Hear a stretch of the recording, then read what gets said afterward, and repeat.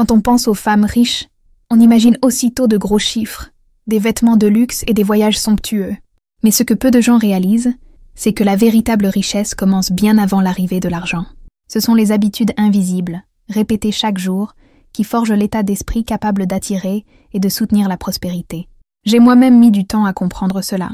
Pendant des années, j'ai cru que je ne pourrais agir comme une femme à succès qu'après avoir de l'argent, mais c'était exactement l'inverse.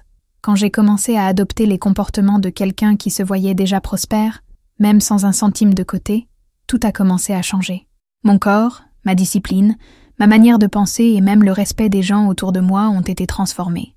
Dans cette vidéo, je vais te montrer 7 habitudes que les femmes riches cultivent et que tu peux copier dès maintenant, sans dépenser un sou.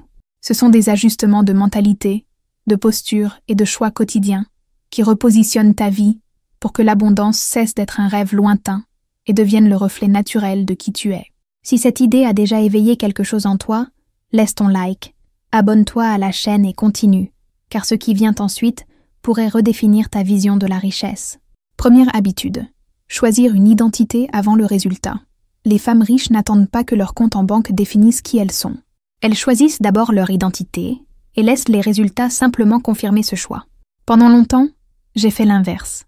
Je disais que je ne me sentirais confiante que lorsque j'aurais plus d'argent, que je ne serais disciplinée que si j'avais une routine parfaite, que je ne parlerais avec assurance que lorsque j'aurais quelque chose d'important à montrer. Et ainsi, je repoussais mon évolution vers un futur incertain. Tout a changé quand j'ai décidé d'inverser l'ordre. Avant toute conquête, j'ai commencé à affirmer intérieurement « Je suis stratégique, je suis disciplinée, je suis une femme prospère ». Au début, cela paraissait étrange. Mon compte n'en reflétait rien, mais ma posture commençait à changer. J'ai commencé à marcher avec plus d'assurance, à regarder les gens dans les yeux, à parler avec clarté. Et peu à peu, les résultats sont venus.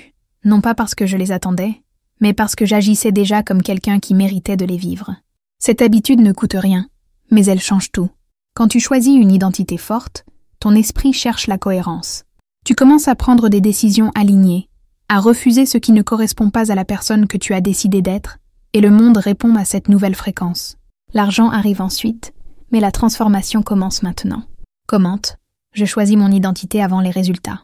En écrivant cela, tu fais le premier pas pour aligner ta vie à la version de toi-même qui existe déjà en toi. Deuxième habitude, traiter le temps comme un actif millionnaire. Avant de parler de chiffres, les femmes riches comprennent que la ressource la plus précieuse qu'elles possèdent est le temps. Quand je vivais dans la pénurie, je répétais la phrase « je n'ai pas le temps ». Et c'était vrai, mais seulement parce que je le gaspillerais dans des distractions invisibles, défilements infinis sur le téléphone, conversations stériles, tâches sans importance qui me donnaient l'impression d'être occupée mais pas productive. Ma journée se terminait avec un sentiment de vide. C'est alors que j'ai compris que la différence ne résidait pas dans le fait d'avoir 24 heures de plus, mais dans la manière d'organiser ces 24 heures. J'ai décidé que mon temps aurait une propriétaire, la femme que je voulais devenir. J'ai commencé à planifier mes journées comme si j'administrais une petite entreprise. Je bloquais des horaires pour étudier, pour prendre soin de mon corps, pour me reposer. Je définissais des limites claires pour les personnes et les activités qui n'apportaient rien. Et le résultat a été immédiat. Une productivité réelle, moins de fatigue et une impression de progression constante. Les femmes riches ne dépensent pas leur temps, elles l'investissent. Chaque minute est traitée comme une graine. Et tu n'as pas besoin d'argent pour cela, seulement de clarté. Il suffit de décider si ton heure suivante sera consacrée à nourrir des distractions ou à construire l'avenir que tu désires. Commente, mon temps vaut de l'or. Cette simple affirmation change déjà ta perception et te rappelle que, même sans argent, tu peux agir comme quelqu'un qui comprend la valeur de sa propre horloge. Troisième habitude, éliminer les distractions comme s'il s'agissait de dettes. Une notification sur le téléphone, une vidéo au hasard, un onglet ouvert dans le navigateur. Tout paraît inoffensif, mais ce sont de petits voleurs d'attention. Quand je vivais dans la pénurie, je ne percevais pas le vrai prix de ces distractions. Je disais que je n'avais pas d'énergie, qu'il me manquait de la discipline, mais la vérité, c'est que mon cerveau était entraîné à vivre en surface, sautant d'un stimulus à l'autre. C'était comme si chaque distraction était une dette silencieuse, aspirant mon attention. Ce que les femmes riches font différemment, c'est traiter la concentration comme un patrimoine. Elles ne laissent pas l'excès leur voler leur énergie. Je me souviens du jour où j'ai décidé d'appliquer cela de manière radicale. J'ai supprimé les applications qui m'enfermèrent dans des cycles automatiques, j'ai activé le mode silencieux par bloc d'heures et j'ai organisé mon espace de travail comme un environnement sacré. Les premiers jours, c'était étrange. Le silence me dérangeait, mais j'ai vite perçu quelque chose de puissant. Mon esprit s'est remis à respirer.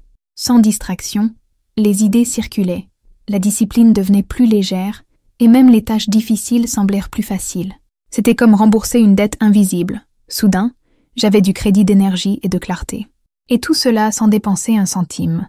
Cette habitude est simple.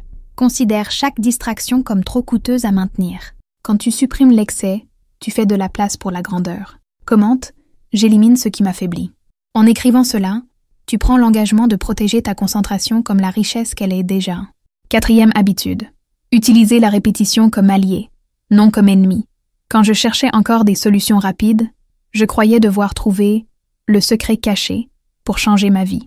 Je passais d'une méthode à l'autre, je testais une nouvelle technique aujourd'hui, je l'abandonnais demain, toujours en quête de la nouveauté qui me sauverait. Le résultat était évident, beaucoup d'efforts, peu de constance et aucun progrès réel. En observant les femmes riches, j'ai compris quelque chose de simple mais puissant. Elles ne sont pas sans cesse à la recherche du nouveau. Elles maîtrisent les bases, répètent avec discipline et transforment cette constance en résultats extraordinaires. Je me souviens du jour où j'ai décidé d'imiter ce comportement. J'ai choisi 3 habitudes. Me lever à la même heure, écrire mes objectifs chaque jour et consacrer une demi-heure à la lecture.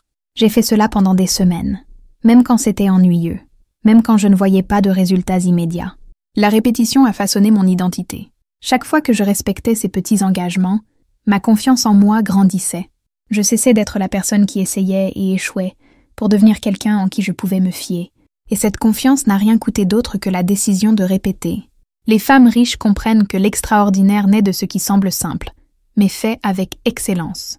Il ne s'agit pas de réinventer la roue, mais d'empiler les mêmes briques jusqu'à construire un château. Commente, la répétition construit ma richesse.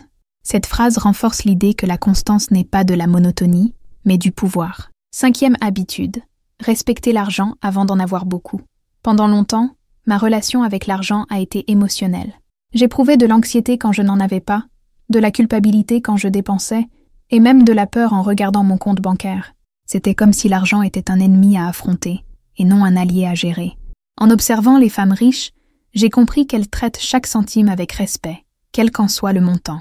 Ce respect ne vient pas après la richesse, il est le fondement qui la construit. J'ai commencé à appliquer cela quand ma situation était encore serrée. J'écrivais chaque entrée et chaque sortie, même les plus petites. Au début, cela paraissait inutile, mais j'ai vite compris l'impact. Je voyais réellement où allait mon argent, j'identifiais les gaspillages, et je comprenais que chaque choix financier reflétait la femme que je voulais devenir.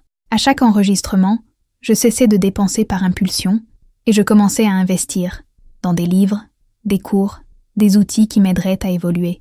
Cette habitude n'exige pas d'argent en trop. Elle exige de la conscience. Quand tu traites le peu avec dignité, tu crées l'espace pour que le beaucoup arrive. C'est comme si tu te prouvais à toi-même que tu sais diriger et non simplement réagir. Commente, je respecte l'argent que je veux attirer. En écrivant cela, tu réaffirmes que la richesse ne commence pas par les chiffres, mais par la mentalité. 6e habitude. Cultiver le silence pour entendre sa propre vision. Quand je vivais dans une course permanente, le bruit était mon compagnon quotidien. Notifications du téléphone, opinions des autres, comparaison avec ce que je voyais sur les réseaux sociaux. Mon esprit était toujours occupé par des voix extérieures, et je m'arrêtais rarement pour écouter la mienne. Ce n'est qu'en observant les femmes riches que j'ai compris. Elles réservent du temps pour le silence. Pas comme une fuite, mais comme une stratégie pour accéder à la clarté. Je me souviens de mes débuts dans cette pratique. Seulement 10 minutes par jour, sans téléphone, sans musique, sans distraction. Je m'asseyais avec un carnet et je posais une question simple. Qu'est-ce que j'évite d'entendre de moi-même? Au début, c'était inconfortable.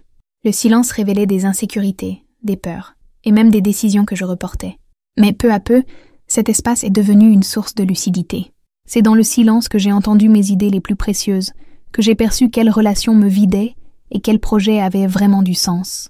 J'ai découvert que je n'avais pas besoin de réponses extérieures en permanence. Beaucoup étaient déjà en moi, attendant seulement que je crée l'espace pour les écouter. Cette habitude n'exige pas d'argent, mais du courage pour se déconnecter du bruit. Les femmes riches savent que la véritable richesse exige une direction claire, et la clarté naît dans le silence. Commente, dans le silence, je trouve ma vision. En écrivant cela, tu t'engages à créer un espace intérieur pour que ta propre sagesse guide tes prochains choix. Septième habitude, traiter les décisions comme des engagements non négociables. Pendant longtemps, mes phrases commençaient par « je vais essayer »,« je vais essayer de me lever tôt »,« je vais essayer de m'organiser »,« je vais essayer d'économiser ». Mais ce mot était un piège. Il laissait toujours la porte ouverte à l'abandon. En observant les femmes riches, j'ai compris que la différence ne réside pas seulement dans les choix qu'elles font, mais dans la manière dont elles s'y engagent. Elles n'essayent pas, elles décident. J'ai commencé à appliquer cela alors que je n'avais encore aucun argent de côté. Au lieu de dire « je vais essayer de marcher demain », j'affirmais « je décide de marcher demain ». Au lieu de « je vais essayer de mettre de côté quelque chose ce mois-ci », je déclarais « je décide de séparer ce montant », même petit. Ce changement de langage a transformé mes actions. Mon esprit comprenait qu'il n'y avait pas de place pour la négociation, et mon corps répondait par la discipline. C'est avec cette habitude que j'ai perçu l'essence de la richesse, la constance. Une décision claire, suivie d'une action simple, répétée chaque jour. Quand tu agis ainsi, le monde comprend que ta parole a du poids. Et surtout, tu commences à avoir confiance en toi. Cette confiance est l'un des plus grands patrimoines qu'on puisse posséder, et elle ne dépend pas du solde bancaire. Commente. Mes décisions sont non négociables. Cette phrase scelle l'identité de quelqu'un qui n'attend plus des conditions parfaites, mais crée des résultats à partir d'engagements fermes. Cette habitude montre que la richesse ne commence pas dans le compte bancaire, elle commence dans l'esprit. Choisir une identité forte, valoriser le temps, éliminer les distractions, répéter avec constance, respecter l'argent, cultiver le silence et traiter les décisions comme des engagements non négociables. Rien de tout cela n'exige des chiffres, seulement une posture. Quand tu adoptes ces habitudes, même sans argent, tu commences déjà à vivre comme une femme riche. Et cette cohérence entre comportement et identité ouvre l'espace pour que les résultats financiers apparaissent naturellement. Le luxe, les voyages et les chiffres en sont la conséquence. Le véritable commencement est intérieur. Si cette vidéo t'a apporté de la clarté, laisse ton like, abonne-toi à la chaîne et écris dans les commentaires laquelle de ces habitudes vas-tu adopter en premier. Ce simple choix peut être le début de ta nouvelle histoire.